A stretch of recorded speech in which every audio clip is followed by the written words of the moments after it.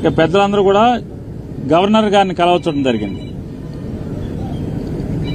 Counting అయిపోయిన తర్వాత, ఎన్నికల లెక్కింపు అయిన తర్వాత ఈ ఆంధ్రప్రదేశ్ రాష్ట్రంలో జరుగుతున్నటువంటి బీహార్ తరహా కిరాతకాలు, బీహార్ తరహా హింసా రాజకీయాలు ఇవన్నీ కూడా గవర్నర్ గారి దృష్టికి తీసుకెళ్తామైంది.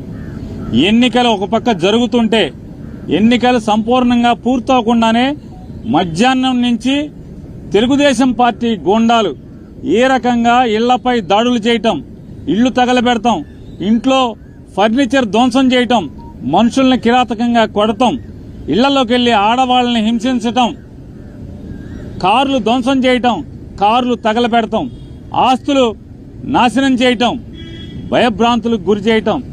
అంటే తెలుగుదేశం పార్టీ అధికారంలోకి వస్తే ఎర్ర పుస్తకంలో, అంటే ఎర్ర పుస్తకంలో ఏం రాసుకున్నారా అంటే, మేము హింస కోసమే, ఈ కక్ష తీర్చుకోవడం కోసమే, మాకు వ్యతిరేకంగా వైఎస్ఆర్ కాంగ్రెస్ పార్టీ ఎవరు జెండా పట్టుకుంటే వాళ్లనల్లా కిరాతకంగా హింసిస్తాం, వాళ్ళ ఆస్తులు ధ్వంసం చేస్తామనేటువంటి దానికోసమే అధికారంలోకి వచ్చినట్టుగా ఇవాళ వాళ్ళు ప్రవర్తిస్తున్నారు.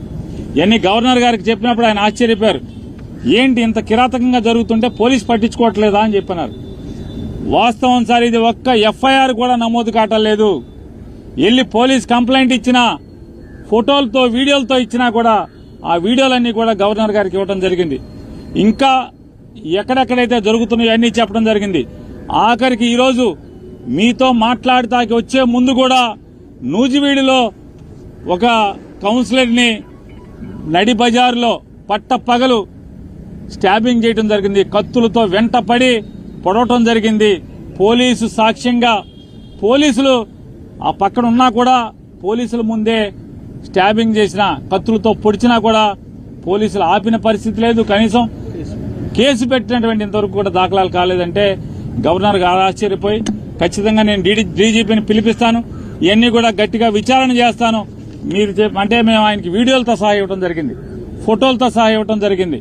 అవన్నీ కూడా ఆశ్చర్యపోయి అన్ని కూడా మేము ఫోన్లో కూడా కొన్ని చూపించాం, వీడియోలు ఎలా ఉన్నాయో. ఇంకా మా దగ్గర చాలా వీడియోలు ఉన్నాయండి అని చెప్తే అవన్నీ కూడా మా సెక్రటరీ గారికి పంపించండి, నేను చూస్తాను, వెంటనే యాక్షన్ తీసుకుంటాను. పోలీసుని గెలిపోవటంలు అనేవి సహజంగా ఉంటాయి, కానీ ఈ రకంగా కిరాతకం, ఈ రకంగా హింసా ప్రవృత్తి, ఈ రకంగా విధ్వంస ధోరణి అనేది చేస్తే ఇంక ప్రభుత్వం ఎలా ఉన్నట్టా లేనట్టా, ఇది డెమోక్రసీ కదా అని చెప్పి ఆయన చెప్పడం జరిగింది. ఆయన కూడా సోదాహరణంగా వివరించాం. ఇంకా ఎక్కడెక్కడ సంఘటనలు జరుగుతున్నాయో, ఎక్కడెక్కడ అన్ని వీడియోల్ని, ఫోటోల్ని అన్ని ప్రతిదీ కూడా ఆయనకి పంపిస్తామని చెప్పాం. ఖచ్చితంగా పంపించండి, నేను యాక్షన్ తీసుకుంటాను, కంట్రోల్ చేస్తానని చెప్పని చెప్పారు. అలాగే ఆంధ్ర రాష్ట్ర ప్రజలకు కూడా తెలియజేస్తున్నాం, గవర్నర్ గారికి ఏది చెప్పామో మీకు కూడా అదే చేస్తున్నాం. ఇవాళ అంటే 4వ తారీఖు మధ్యాహ్నం నుంచి ఏ రకంగా తెలుగుదేశం పార్టీ హింస ప్రవృత్తితో చెలరేగిపోతుందో, హింసను ఏ రకంగా ఈ ఆంధ్ర రాష్ట్రం మీద ప్రజ్వలింపజేస్తున్నారో, అంటే వాళ్ళు గెలిచింది ఈ రకంగా ధ్వంసకాండ కోసమా, ఈ రకంగా హింసాకాండ కోసమా ఇవాళ ప్రజలు ఓటేసిందా చంద్రబాబు నాయుడు గారికి, కూటమికి అని చెప్పని మేము మీ ద్వారా, ప్రజల ద్వారా ఇవాళ తెలుగుదేశం పార్టీని, కూటమి నాయకుల్ని హెచ్చరిస్తున్నాం. ఈ రకంగా మీరు ప్రోత్సహిస్తే ఈ సంస్కృతిని, బీహార్ సంస్కృతిని ఆంధ్ర రాష్ట్రంలో గనక మీరు బీజం నాటితే ఎల్లకాలం మీరేం ఉండరు కదా. అంటే ఈ రాష్ట్రానికి కొత్తగా ఏం సంస్కృతి తీసుకొస్తున్నారు మీరు? అంటే ఇది అందుకోసమే జగన్మోహన్ రెడ్డి గారు కూడా ఈ ఎక్కడెక్కడైతే రాష్ట్ర వ్యాప్తంగా 26 జిల్లాల్లో హింస ప్రజ్వలిల్లుతుందో, ఈ భీకరంగా ఈ దాడులు చేస్తున్నారో, ఈ దాడుల్ని ధ్వంసకాండ రచిస్తున్నారు, వీటన్నిటిని కూడా గట్టిగా నిలువరింపజేయడం కోసం, వైఎస్ఆర్ కాంగ్రెస్ పార్టీ కార్యకర్తల మీద ఎక్కడైతే దాడులు జరుగుతున్నాయో వాళ్ళందరినీ కూడా రక్షించడం కోసం పోలీసులు ఎలాగో ప్రేక్షక పాత్ర పోషిస్తున్నారు. పైన చంద్రబాబు నాయుడు, కూటమి నాయకుల యొక్క ఒత్తిడి మేరకు పోలీసులు ఏ రకంగా నిర్వీర్యంగా చూస్తూ ఊరుకుంటున్నారో, తోలుబొమ్మల్లాగా చూస్తూ ఊరుకున్నారో, వీటన్నిటిని కూడా మేము కూడా మా కార్యకర్తలను కాపాడుకోవడం కోసం 26 జిల్లాల్లో మాజీ మంత్రులతో, ఎమ్మెల్యేలతో, ఎమ్మెల్సీలతో వీళ్ళందరితో కూడా 26 జిల్లాల్లో కమిటీలు ఏర్పాటు చేయడం జరుగుతుంది.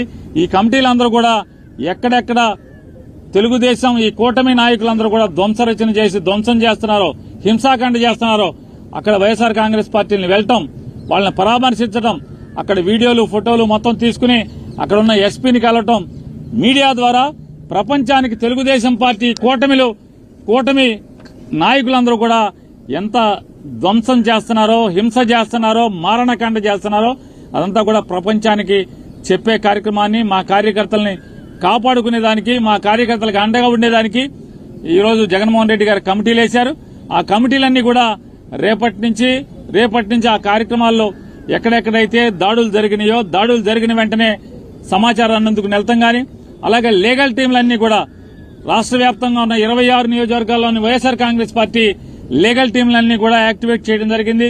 వాళ్లు కూడా ఎవరైతే రాజకీయ పార్టీ నాయకులతో పాటు వాళ్లు కూడా వెళ్తాం, కేసులు ఎక్కడెక్కడైతే కడతలేదో కేసులు చేసేదానికి కూడా ఎస్పీలని కలవటం, అలాగే ఆ వివరాలన్నీ కూడా మళ్లీ గవర్నర్ గారికి తీసుకొచ్చి ఇచ్చేదానికి కూడా ఇవాళ మేము నిర్ణయం తీసుకోవడం జరిగింది. ఇవాళ మరొకసారి కూటమి నాయకుడైన చంద్రబాబు నాయుడు గారిని కూడా గట్టిగా మేము హెచ్చరిస్తున్నాం. ఈ బీహార్ సంస్కృతిని లేదా ఈ వేటాడే అధికారాన్ని అడ్డం పెట్టుకుని ఈ వేటాడేటువంటి, ధ్వంసం చేసేటువంటి, ఆస్తులు తగలబెట్టేటువంటి లేదా మనుషుల్ని ప్రాణహాని చేసేటువంటి, నరికేటువంటి, కత్తులతో దాడులు చేసేటువంటి సంస్కృతిని ప్రారంభిస్తే ఖచ్చితంగా దీని పర్యవసానాలు అనుభవించాల్సి వస్తుంది భవిష్యత్తులో అని కూడా చంద్రబాబు నాయుడు గారికి హెచ్చరిక చేస్తూ ఇది మానుకోమని చెప్పని, కట్టిపెట్టమని చెప్పని, అలాగే వారిని గట్టిగా డిమాండ్ చేస్తూ పోలీసును కూడా, అధికారులను కూడా మేము డిమాండ్ చేస్తున్నాం. ఈ రకమైనటువంటి చేస్తే భవిష్యత్తులో చేయగలిగేదే ఉంటుంది. పిల్లిని గదిలో పెట్టి కొడితే పిల్లి కూడా తిరగబడుతుంది ఆత్మరక్షణ కోసం. ఖచ్చితంగా వైఎస్ఆర్ కాంగ్రెస్ పార్టీ కార్యకర్తలను కాపాడుకుంటాకి మేము కూడా తిరుగుబాటు చేయాల్సిన పరిస్థితులు వచ్చేదాకా తీసుకురాబాకండి అని చెప్పని కూడా వారికి తెలియజేసుకుంటూ, గవర్నర్ గారు గట్టిగా చెప్పారు, పోలీసుని పిలిపించి వీటన్నిటి మీద విచారణ చేయిస్తాను, ఈ ధ్వంస రచనని, ఈ హింసాకాండని కంట్రోల్ చేస్తానని చెప్పని కూడా గవర్నర్ గారు చెప్పడం జరిగింది.